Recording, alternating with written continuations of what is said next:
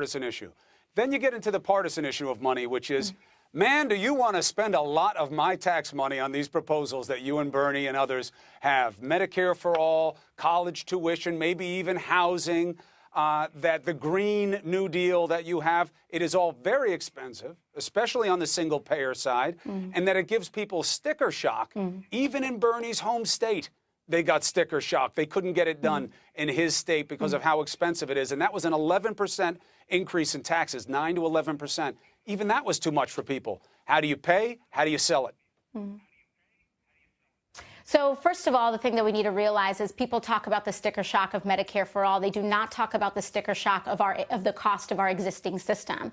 You know, in a Koch brothers funded study, if any study is going to try to be a little bit slanted, it would be one funded by the Koch brothers.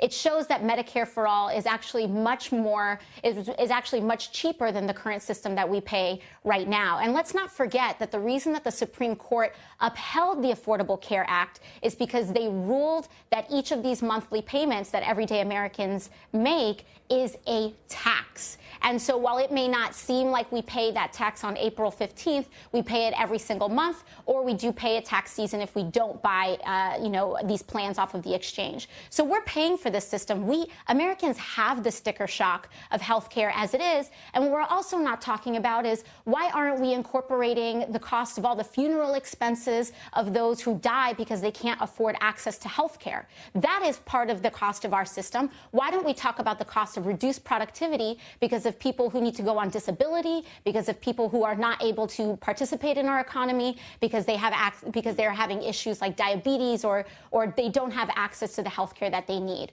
I think at the end of the day, we see that this is not a pipe dream. Every other developed nation in the world does this. Why can't America? And that is the question that we need to ask. We have done these things before. We write unlimited blank checks for war. We just wrote a $2 trillion check for that tax cut, the GOP tax cut, and nobody asked those folks how are they going to pay for it. So my question is, why is it that our pockets are only empty when it comes to education and health care for our kids? Why are our pockets only empty when we talk about 100% renewable energy that is going to save this planet and allow our children to thrive? We only have empty pockets when it comes to the morally right things to do. But when it comes to tax cuts for billionaires and when it comes to unlimited war, we seem to be able to invent that money very easily. And to me, it belies a lack of moral priorities that people have right now, especially the Republican Party. Well, and that's why there are elections. They have consequences.